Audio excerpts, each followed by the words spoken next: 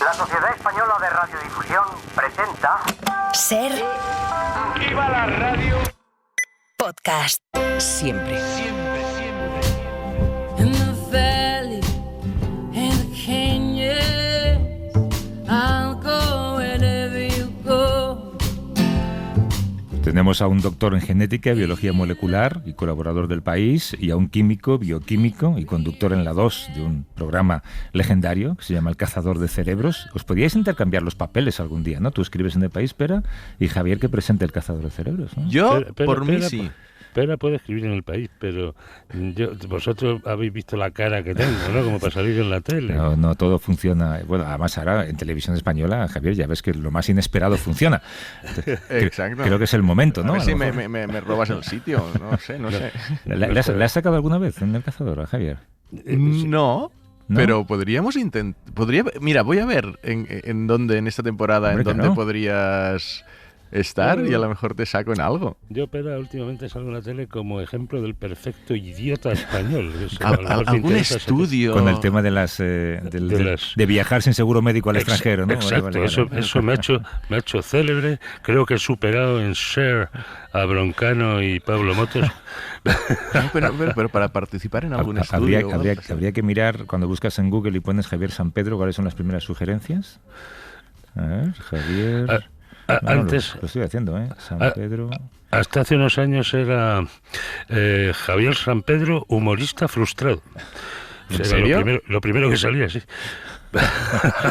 No, aquí no sale nada, por lo menos en el Google que tengo aquí no sale nada. Que te he leído esta semana, Javier, haciendo una crítica del nuevo libro de Yuval Noah Harari. Es el primero después de Sapiens, yo creo que hemos hablado tanto en este programa. Habría que recordar que hay dos bandos científicos, el de Zuckerberg, el de Elon Musk y el de toda la plana mayor de San Francisco y de Silicon Valley, que piensan que la tecnología nos une, y el de Harari que piensa que la tecnología va a acabar con nosotros, ¿no?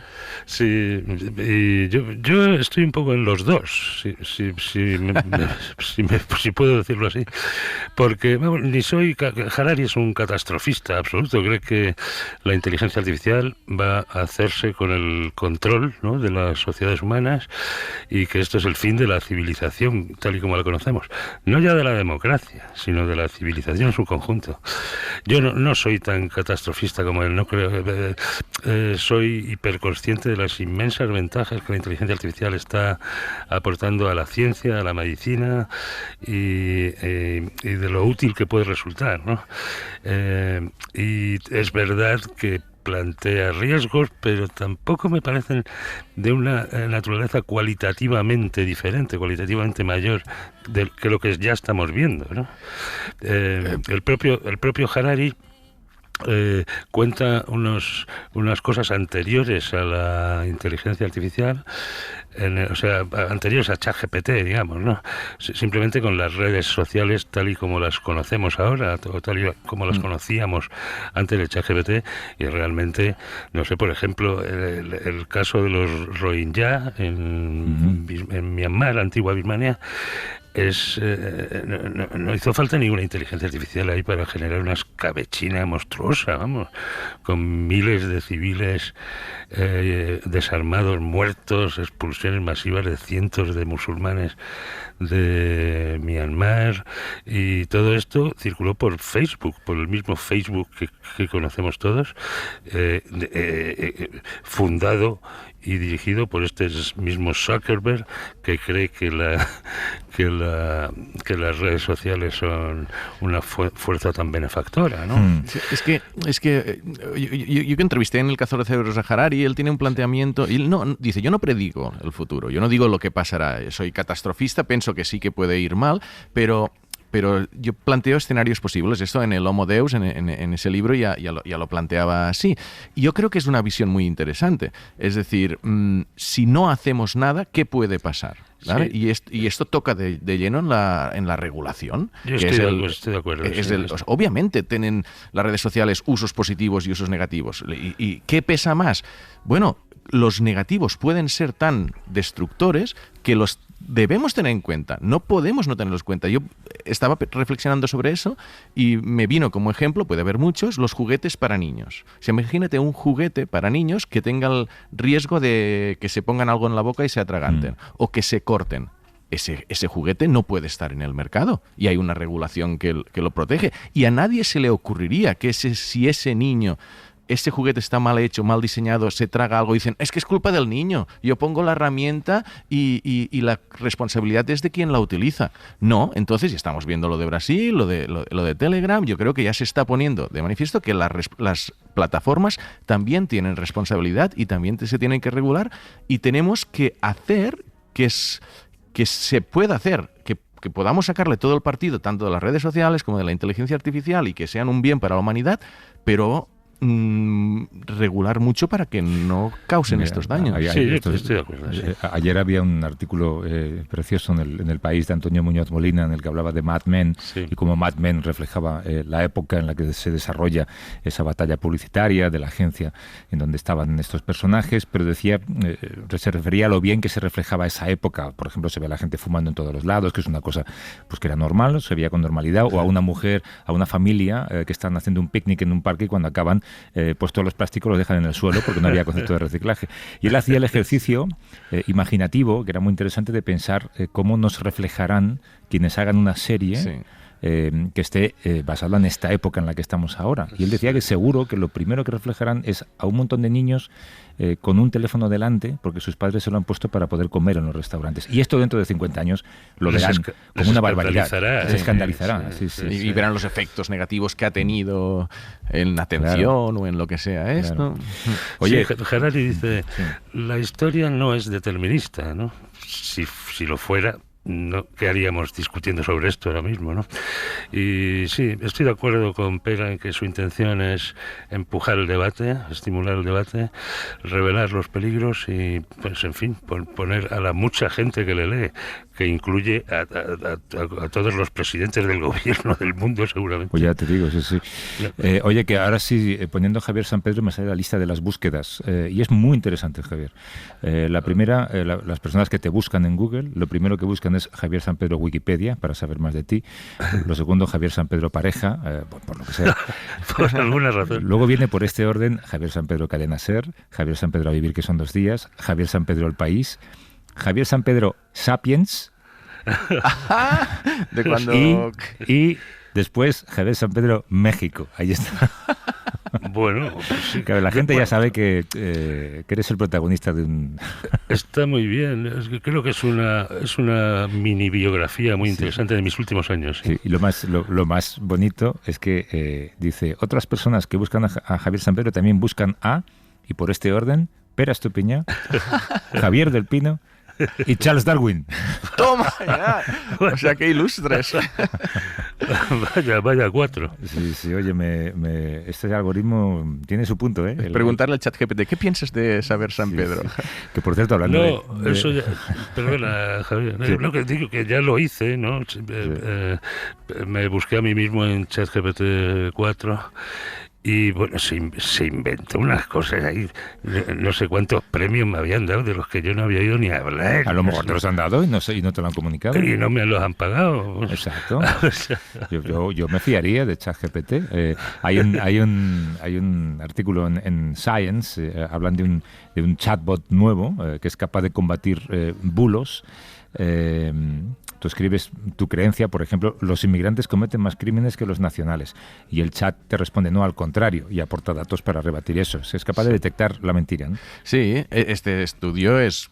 Yo creo que tiene 2 lecturas este estudio, ¿no? La primera es que no solo te informa, sino que tienes un diálogo, porque utilizan, pues, como ChatGPT, lenguaje natural, y imagino que la persona que cree en una conspiración o en un bulo, pues intenta convencer como como haría, discutiendo contra nosotros con el ChatGPT, pero se ve que este chat lo hace mejor que nosotros, porque tiene mucha más información, no solo de lo que creemos nosotros, sino de lo que creen ellos, y es capaz, tiene este poder persuasivo de convencer, lo que han publicado, a un 20% de personas, y que se mantienen sin el bulo, por lo menos durante 2 meses, que es lo que han analizado. Entonces, esto, a mí, relacionado con lo de antes, esta es la segunda lectura que le doy a este estudio, el poder persuasivo. O sea, ¿qué estamos creando aquí? Estamos creando una inteligencia artificial que tiene poder persuasivo.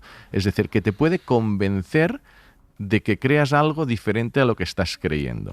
Y una de los escenarios apocalípticos de la inteligencia artificial que refleja Harari, refleja gente como Geoffrey Hinton, es que la inteligencia artificial llegue a tener control. Es decir, sobre nosotros. No solo que sea una herramienta que podamos usar mal, sino que la herramienta en sí se rebele contra nosotros.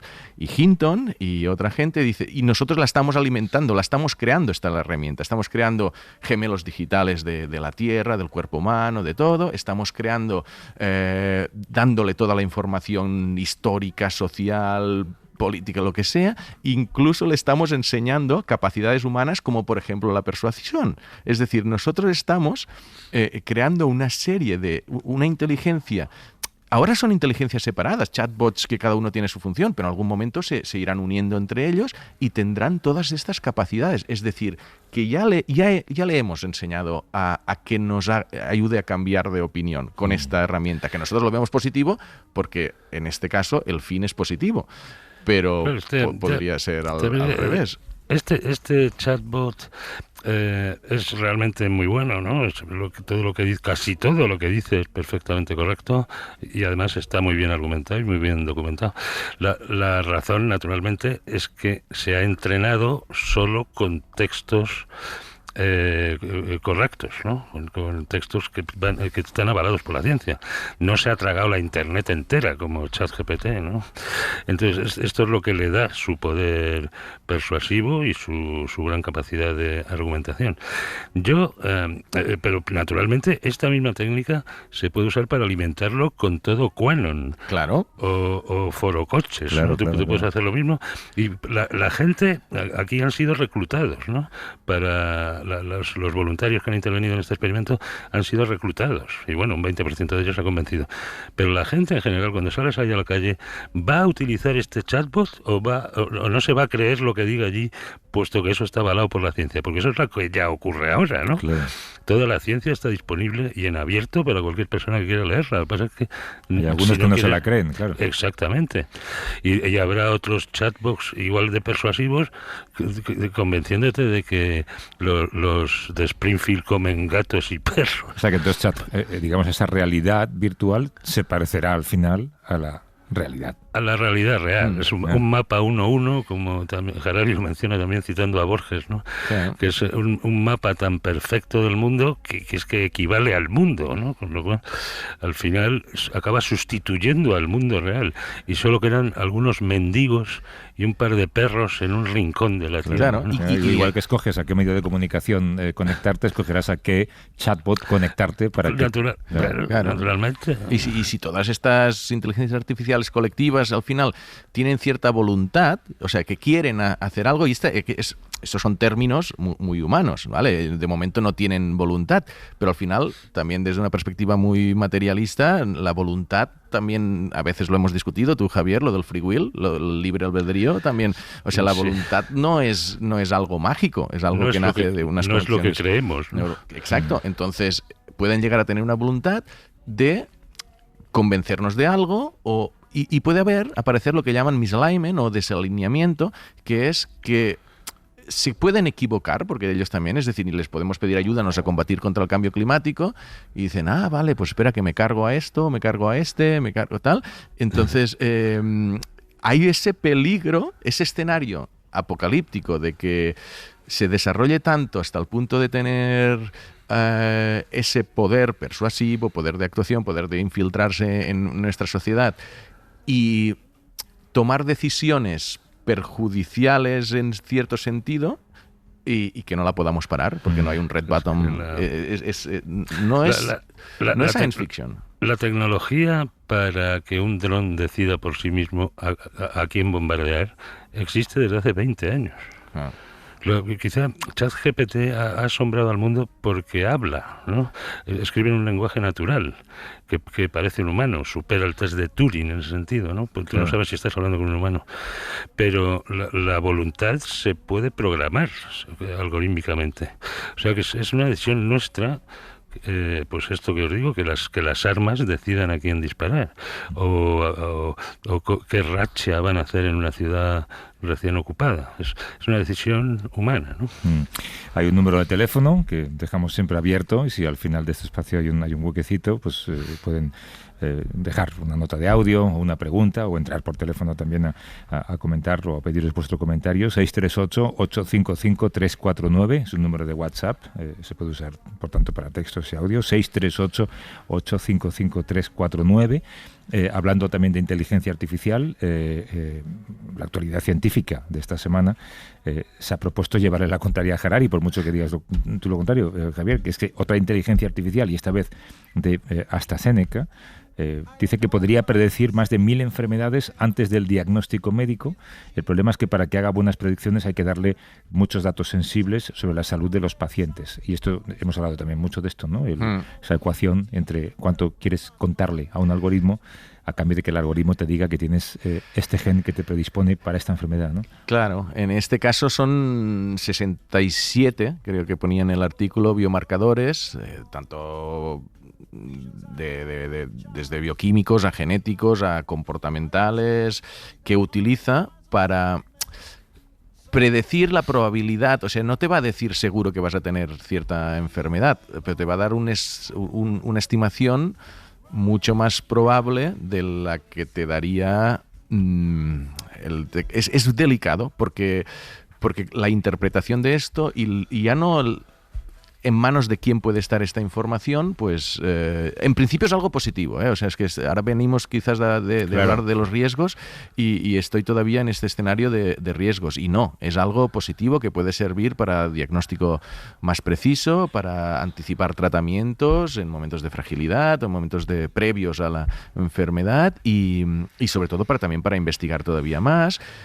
O sea, sí, esto es hay una cuestión interesante aquí, es esto, cuánta información queremos dar y claro, partimos de un miedo que estamos teniendo y en parte creando a la inteligencia artificial y sin embargo no nos damos cuenta de que estamos facilitando información gratuita a muchas gentes. Yo cada vez que me piden, por ejemplo, el carnet una copia del DNI, sí. O sea, es que una copia del DNI tiene tanta información sobre ti y se pide muy alegremente. Te la puede pedir hasta una empresa que te va, yo qué sé. Sí, una empresa eléctrica. Sí. A mí me pasó una vez una cosa bastante extravagante. Que una de estas empresas me dijo el operario, dime tu DNI y yo te digo la letra. Le dije, claro, pero es que todos sabemos que la letra del DNI se deduce a partir de los números, haciendo una serie de operaciones muy sencillas. Sí. Entonces, o sea, esto era una estafa. Claro, te piden el DNI, te piden la fecha de nacimiento y es mucha información. Sin embargo, si ahora te dicen... ¿Cuánta información sobre tu salud estarías dispuesto a dar para que un algoritmo te diga? Igual decimos, pues es que no quiero darle los resultados de un análisis médico, por ejemplo. Sí, yo creo que si queremos aprovechar estos sistemas ahora mismo en su totalidad, tenemos que renunciar a cierta parte de nuestra privacidad. Realmente, que tú tengas una enfermedad, lo hemos considerado hasta ahora una información muy privada, porque no quieres que nadie sepa, no sé, que tienes un cáncer o que te da un infarto, pero realmente, ¿a qué viene eso, no? Por supuesto, tus empleadores pueden utilizar contra ti esa información. También pueden utilizar tu genoma. Si Pera, por ejemplo, se ha hecho el genoma y está colgado en una base de datos, ¿no? En el genoma puede aparecer si tú eres una persona depresiva. Claro. No hace falta que seas súper depresivo. Con que seas un 10% más depresivo que otro candidato a tu mismo puesto de trabajo, el empleador va a coger al otro. Claro. ¿No? Aquí hay un problema, sí. Pero que tú tengas un cáncer, debemos irnos acostumbrando a que eso no es ninguna vergüenza ni ningún dato tan privado, que es tan privado como que te vean la cara cuando andas por la calle. Vamos, no tiene tampoco tanta importancia. Muy interesante este debate. Oye, llevamos, ahora que lo pienso, desde que hemos regresado en septiembre, no hemos hablado de Ozempic. Yo creo que la temporada pasada todos los domingos decíamos algo de Ozempic, ¿no? Sí. Se está convirtiendo en costumbre lo de encontrarle nuevos usos a fármacos destinados a tratar la diabetes, como originalmente era Ozempic, y yo creo que todavía están descubriendo cosas para las que es eficaz. Sí, de vez en cuando sale alguna todavía. Sí. Hay otro que es la metformina, que aunque es, como digo, está destinado al tratamiento de diabetes, ha conseguido retrasar el envejecimiento cerebral de monos macho en una equivalencia o en lo que equivaldría a 6 años más de vida. 6 años en monos que equivaldría a 18 años. No me digas. En una persona. A ver, Es una barbaridad. Lo primero, ¿por qué monos macho? Bueno, yo creo que igual por costes, no sé, esto yo creo que es una prueba de ¿Son concepto. más baratos? No, simplifica el estudio. Imagino, obviamente es una limitación, y los autores imagino, no he leído esta parte de la investigación, pero seguro que lo asumen como una limitación del estudio y que hecha esta prueba de concepto, pues continuarán utilizando monos hembra. Pero el estudio es muy potente. O sea que la metformina podía tener propiedades relacionadas con el envejecimiento. Estaba bastante encauzado, hay muchas evidencias. Se veía que los diabéticos que tomaban metformina estadísticamente tenían menos demencia, menos deterioro cognitivo. Eso les hacía sospechar que ese efecto, no solo de la bajada de niveles de azúcar, sino que algo en la molécula en sí de la metformina podía proteger diferentes órganos, también el cerebro, y entonces hicieron este estudio con 12 monos, han utilizado, que creo que tenían todos 13 años, y varios controles idénticos a los que no daban metformina, y hicieron un seguimiento, cada 3 meses les hacían análisis durante 40 meses, y veían que varios parámetros de diferentes órganos, incluido el cerebro, pues sí que envejecían menos o tenían menos deterioro que otros, y esto es una prueba de concepto. Spisua está detrás de este estudio, publicado en Cell. Los autores ya están planteando ensayos clínicos con humanos. Con Jeff Bezos, ¿no? Bueno, hay en lo que sale en Nature, un artículo que sale en Nature, no el artículo, el papers, digamos, el resumen que sale en Nature, dice que uno de los autores está planteando un estudio con 120 humanos, parecido a esto de monos, pero con humanos, y que hay un investigador del Albert Einstein College of Medicine que está intentando recaudar $50 millones para hacer un estudio con 3.000. Un investigador, que yo me puse allí a googlearlo porque no lo conocía, que él lo declara que consume metformina de manera regular sin ser diabético. Hay mucho más de uno. Claro. Los científicos que saben algo de esto se están poniendo hasta las cejas de metformina. ¿En serio? No es el único ¿Los efectos secundarios? Pues no tiene mucho, por lo visto. No tiene pues entonces mucha... me está tentando a mí también. Claro, si es que yo tengo un amigo con diabetes de tipo 2 al que le recetan metformina y todo su círculo de amigos está a ver cómo se la quita de la cocina. ¿En serio? Sí. Hay un tráfico de metformina ahora. No sé qué tal estará de precio, no lo he mirado. Pues me lo puedo imaginar. Bueno, oye, y una investigación curiosa sobre algo que nos ha pasado a todos alguna vez, que es quedarnos en blanco o bloqueados en momentos de mucha presión, una competición deportiva, o cuando hablas ante millones de oyentes sin darte cuenta de que están ahí, y parece que tiene que ver con que la recompensa que vamos a recibir es excesivamente grande. Sí. Eso es una excusa para no subirnos el sueldo. ¿Has escuchado a Juanjo Millas? No lo he escuchado. Pues escúchalo. Sí. Bueno, hay una parte lógica ya previsible de esto, que dices, bueno, vas por la calle y te dicen, mira, tira 10 tiros libres a una canasta a ver cuántos aciertas, y te concentrarás X. Si te dicen, no, te vamos a dar 50 euros si haces más de 5, pues te acercas a ese pico de máxima de performance, de hacerlo mejor, estás como más concentrado, quizás tiras mejor, estás en un sweet spot. Pero si te dicen, no, te damos a dar 5.000 euros o 50.000 euros. Se te paralizan las manos. Y ven como zonas del cerebro relacionadas con el movimiento o sea, no es solo que estás más estresado, no es solo los músculos, ves la actividad del cerebro cambiando por esa presión asociada al momento, puede ser por dinero o que ese jugador de básquet que tira el tiro libre cuando quedan 2 segundos para terminar el partido, pues se le activa ese cerebro. ¿Qué pasa? Bueno, tú identificas qué pasa en el cerebro y eso pues te puede permitir poner a prueba maneras de contrastar esto, ¿vale? Porque a lo mejor tú dices, pues para relajarte respira, y dices, sí, yo respiro y me siento más tranquilo, pero quizás el cerebro sigue igual, entonces ya no es la mejor herramienta para tratar esto, ¿no? Entonces, casi lo que llaman neurofeedback. Es un estudio curioso, que no tiene, digamos, la trascendencia de los anteriores, pero bueno, no sé. Yo debo decir que me he quedado en blanco en situaciones que no podéis ni imaginar. De hecho, he dejado, por ejemplo, de decir algo que se dice muchas veces porque revela una mente ordenada, ¿no? Oye, 2 cosas. Primero, eso he dejado de hacerlo porque la segunda se te olvida, ¿no? Indefectiblemente. Es verdad. Yo admiro mucho a la gente que tiene una estructura mental diferente. Pues Harari, por ejemplo. Harari te puede empezar una frase con hay 5 conceptos que me gustaría explicar para su pregunta.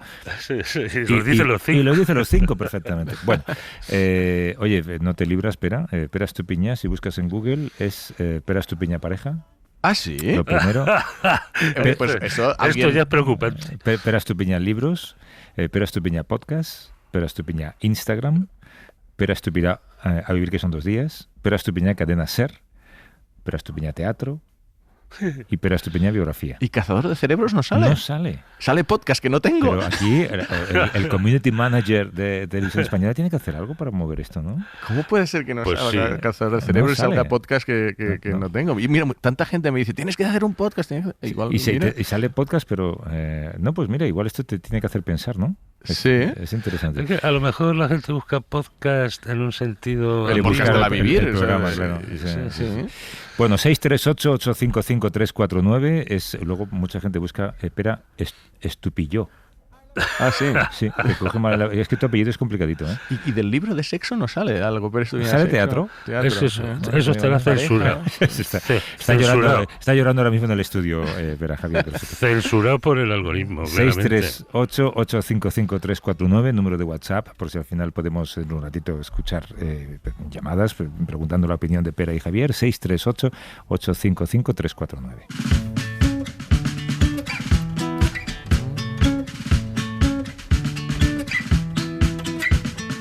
I left home, my mama said, this boy ain't no good. She kissed my cheek, waved goodbye, guess she never had a clue. The chapter closed, I headed south, the flowers were in bloom. All the beauty in the world could not match my marching tune. It went alright. I met the people of the road, we got along just fine. Visions I had as a child slowly came to life. I saw cheaters cheat their hearts, I saw stranded men. I saw the world unfolding in the palm of my right hand. Leaving on the road, I do as I please. I'm writing my own book, full of sudden twists. Heartbreak, sleepless nights, got no time for that. The things I've done, the things I've seen are the only things that count. Alright.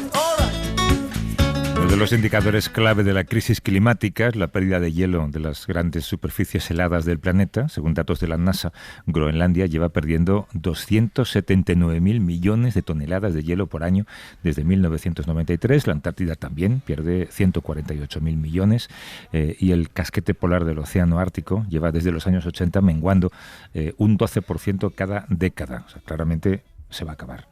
El problema no solamente que suba el nivel del mar, que se contamine el agua del planeta o que desaparezcan especies, sino que ese hielo en sí mismo es también oro científico, porque contiene una información muy valiosa sobre la historia del planeta que no deberíamos perder.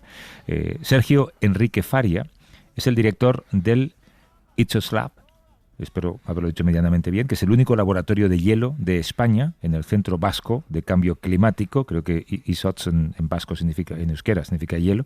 ¿Cómo estás, Sergio? Buenos días. Buenos días. ¿Se dice cómo? Izotza. Izotza. Izotza Lab. Izotza Lab. Bueno, Con acento un poco brasileño, ¿eh? Sí, con acento brasileño. No soy vasco, así que tampoco Sí. se puede fiar mucho de lo que digo. ha habido una mezcla curiosa ahí. Vasco-brasileño. Bueno, Sí, está bueno, bien. un brasileño de Zaragoza, a lo mejor, no lo sé. Bueno, vosotros analizáis trozos de hielo de distintas partes del mundo para comprender cómo ha evolucionado el clima durante miles de años. Sí. ¿De qué manera está escrita la historia del planeta en el hielo?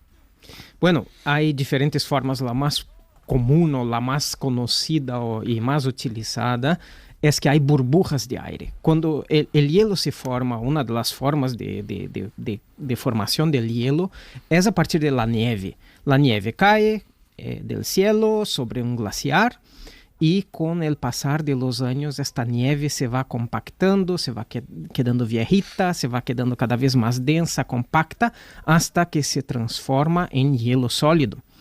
Ocurre que, claro, la nieve es de formas, agujeritos, es granular y cuando se compacta acaban siendo entrapadas burbujas de aire que contienen el aire con la composición y características exactas del momento en que se formó este hielo.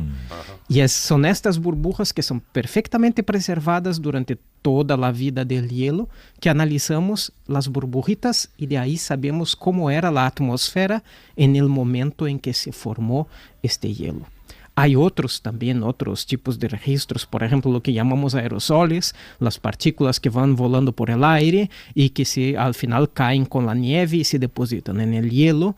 Y estas sustancias químicas que llamamos técnicamente de impurezas en el hielo, podemos analizar y también de ahí sacar informaciones, por ejemplo, sobre más recientemente polución, emisiones como carbón, hollín y diferentes partículas que son emitidas de la industria, encontramos en el hielo y podemos estudiar esto Y también. virus, bacterias o sustancias de origen, bueno, me imagino de todo te puedes encontrar allí, ¿no? Sí, bueno, dependiendo de dónde estás, van a ser diferentes tipos de partículas como polen, en glaciares, por ejemplo, de regiones próximas de vegetación, es muy común también hacer todo el registro de polen. Y sí, hay todo que se transporta en la atmósfera acaba llegando en el hielo y se queda ahí registrado en una capa de hielo por todo el resto de la vida de este hielo, que puede ser en glaciares, puede ser algunos miles de años, en las regiones polares como Antártida o Groenlandia, puede ser hasta el momento tenemos registros hasta 800.000 años y estamos a búsqueda de más de 1 millón de años. Qué barbaridad. ¿Y os sirve con el hielo cercano a la superficie o tenéis que excavar en profundidad? Investigamos de todo, desde la nieve que está justo caída ahí ahora, ya nos trae información, hasta el hielo que está próximo de la base rocosa, sea a cientos de metros en un glaciar o a miles de metros en las capas polares. Siempre hay información de los diferentes periodos. La regla es, cuanto más profundo, más antiguo, básicamente, así groseramente. Sí. Wow, ¿y cómo sacas hielo de miles de metros de profundidad? Ahí entra la parte dura. Bueno, son consorcios internacionales donde hay que coordinar no solo los fondos para hacer la perforación, se hace con un taladro especial, pero también toda la logística de llevar el equipamiento al sitio y también de llevar los investigadores y mantenerlos ahí. Y es un trabajo de perforación que lleva varios años, especialmente cuando vamos a una región polar.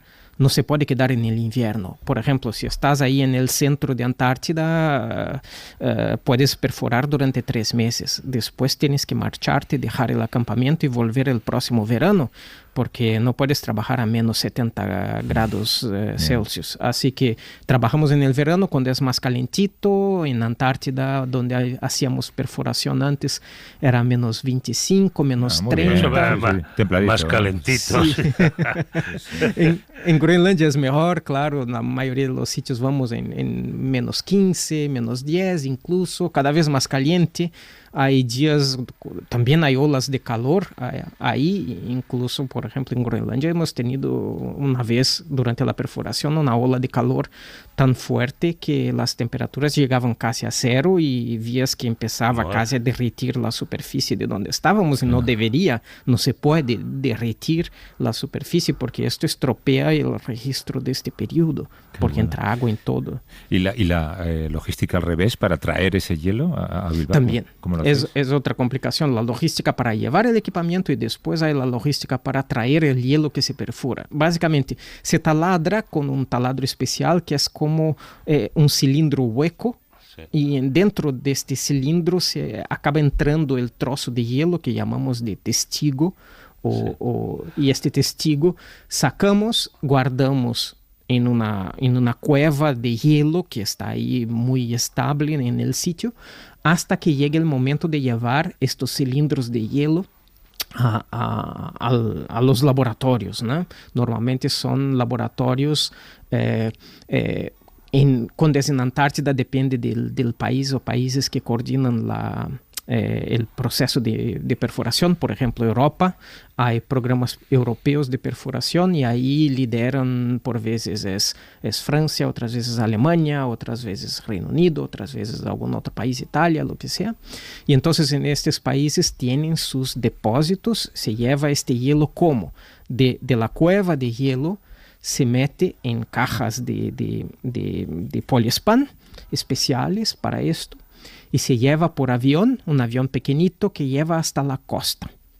En la costa hay un navío, un rompehielos, que tiene ya una cámara frigorífica y ahí se mete este hielo dentro de la cámara frigorífica del navío y el navío entonces lleva con su cámara frigorífica hasta Europa y ahí de Europa hay los sitios propios en los puertos y todo esto, frigoríficos también donde se queda el hielo.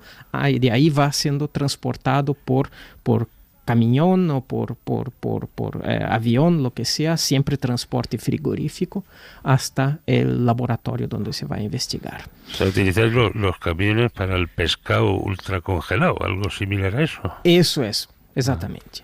Claro, y luego reproducís en un laboratorio o en un edificio de Bilbao condiciones similares a las de Groenlandia. Estaba pensando que, fíjate, esta discusión eterna en las oficinas sobre a qué temperatura ponemos el aire, en vuestro caso, ¿cuál es la temperatura?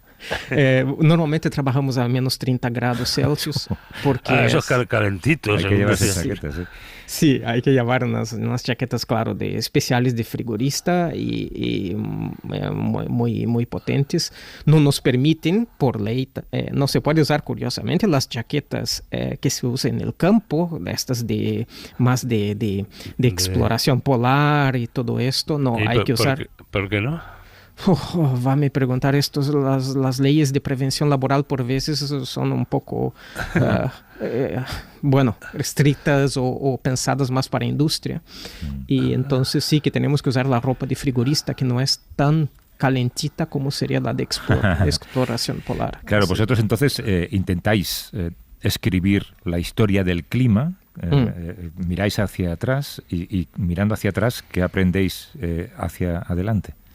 Bueno, sí, en primer lugar, como he dicho, los registros climáticos se ven en estas burbujas en particular y el bueno de estas burbujas es que es la única opción o oportunidad que tenemos de ver la atmósfera directamente, medir directamente la atmósfera de miles de años atrás.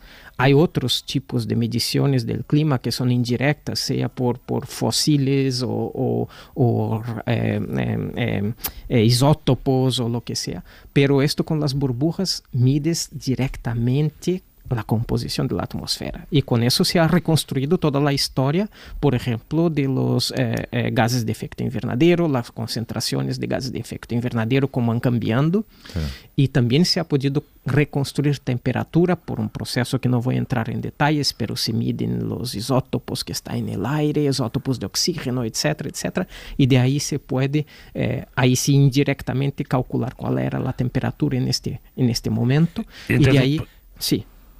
¿Puedes correlacionar altos niveles de CO2 con alta temperatura? Definitivamente, eso, ¿no? Sí, precisamente. Y esto hasta 800.000 años atrás. 800.000 años. Caray. Entonces, ¿qué le dirías de todo tu trabajo? ¿Qué le dirías a un negacionista?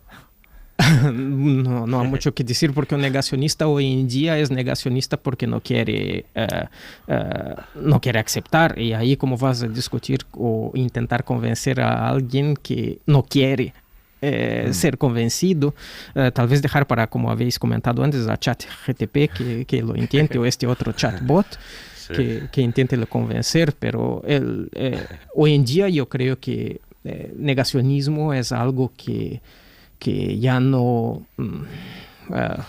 hay como pelearlo o discutirlo, convencerlo de lo contrario de modo razonable, porque no hay razón que defenda una negación del calentamiento global por la acción humana. Esto está tan comprobado de diferentes formas y de formas muy precisas que simplemente no hay que argumentar. Ahora estaba pensando que había una noticia esta semana que hablaba de cómo el metano también estaba creciendo mucho por actividad humana, sobre todo ganadera, pero también de energética, de mucho. Con el CO2 siempre asociamos CO2 y cambio climático, y el metano también tiene un poder de efecto invernadero muy grande. ¿En metano también lo podéis medir en estas burbujas de aire? ¿Ha cambiado mucho? Sí, medimos también todo el histórico, así como lo de gas carbónico, medimos exactamente también las concentraciones de metano de la historia.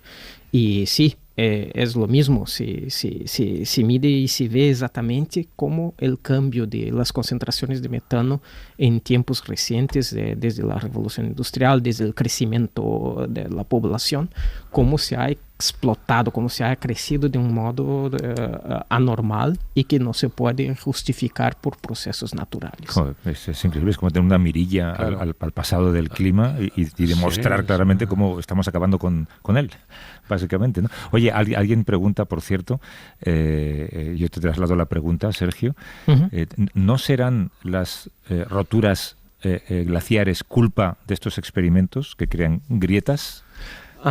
Vale.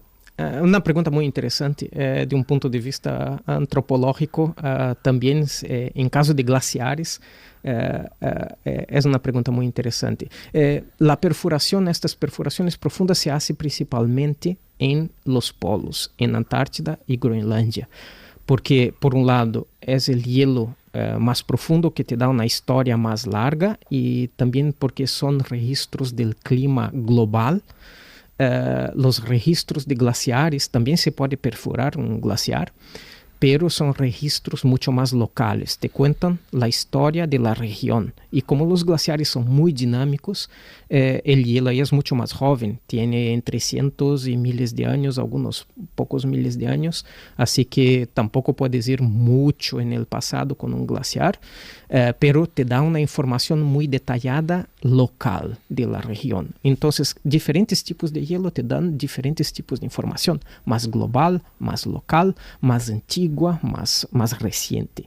Y bueno, volviendo a la pregunta, la perforación no provoca grietas, mismo porque si provocase grietas, provocaría también la destrucción del propio cilindro de hielo que queremos investigar, y queremos que este cilindro sea lo más preservado posible. En el Lisotsa Lab, en nuestro laboratorio, somos responsables a nivel internacional de investigar la estructura cristalina de este hielo, y es para hacer la estructura original y real del hielo que existe dentro en la naturaleza.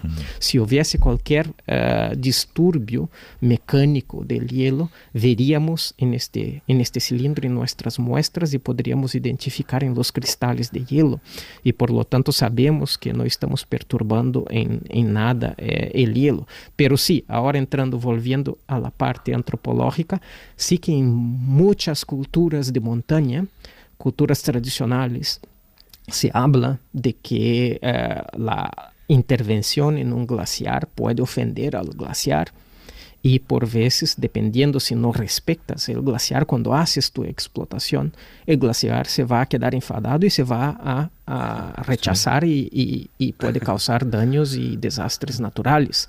Y esto es una cultura tradicional que también tenemos que respetar, y por eso también intentamos hacer las perforaciones del modo menos dañoso posible. Qué bonito. ¿De qué tamaño de testigos estamos hablando? ¿Qué diámetro puede tener ese cilindro? Hay diferentes tamaños, pero el estándar para las investigaciones polares es un diámetro de 10 centímetros. Y perforamos básicamente aproximadamente entre 2.500 y 3.000 metros de profundidad. Y es continuo. Son 10 centímetros de cilindro continuo que taladramos durante aproximadamente 3 años, 4 años, llegamos en estos 3 kilómetros de profundidad.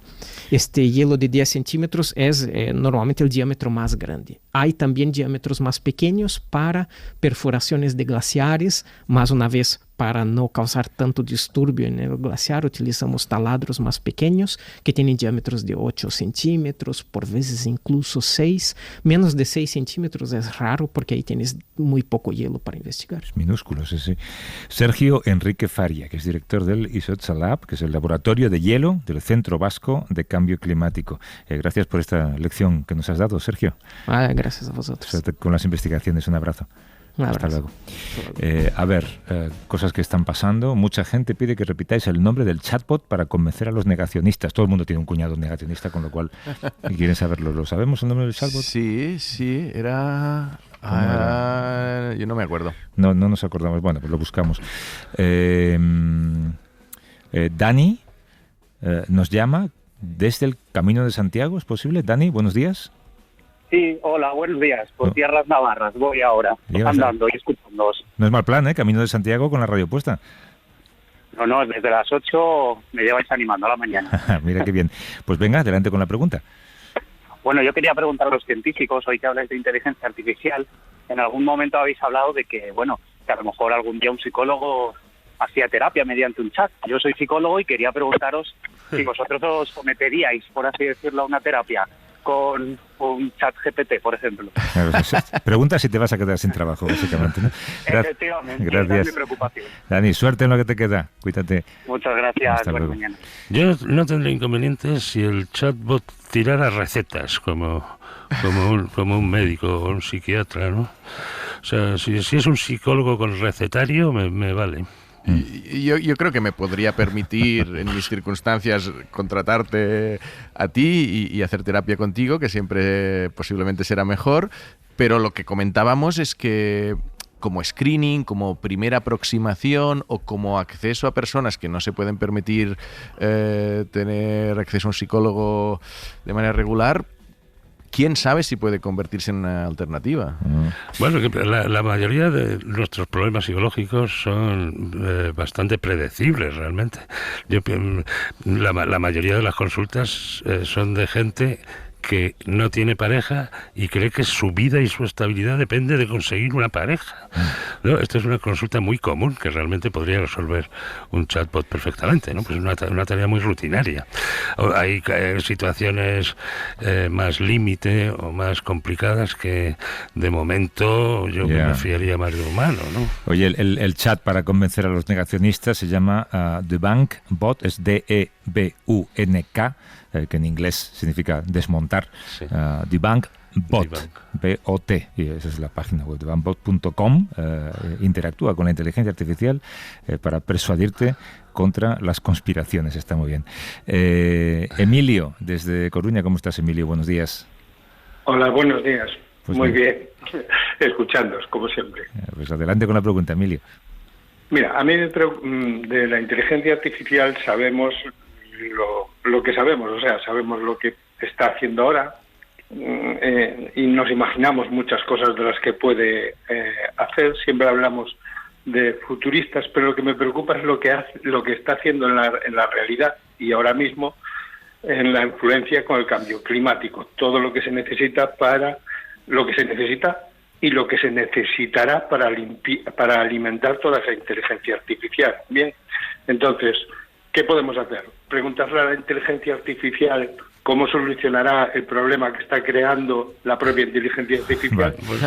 Una metapregunta. Gracias. Es una metapregunta muy interesante, porque efectivamente el consumo energético de estos sistemas es brutal, ¿no? Y no solo el consumo energético, es que se han tragado todos los textos disponibles en cualquier formato digital. Ya no hay más textos. Y encima el New York Times les ha demandado a OpenAI y a Microsoft porque han utilizado millones de artículos del periódico para entrenar a unos... Sin pagar los 10 euros de suscripción, seguro. Exactamente, y pretendiendo competir con ellos ahora, ¿no? Creo que estamos...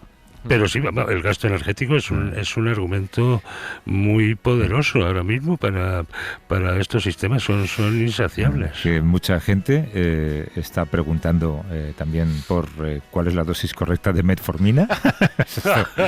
Así que cuidado con lo que decimos.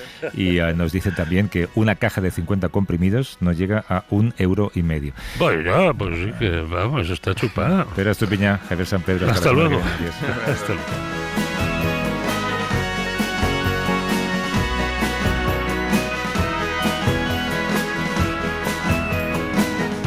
Para no perderte ningún episodio, síguenos en la aplicación o la web de la SER, Podium Podcast o tu plataforma de audio favorita.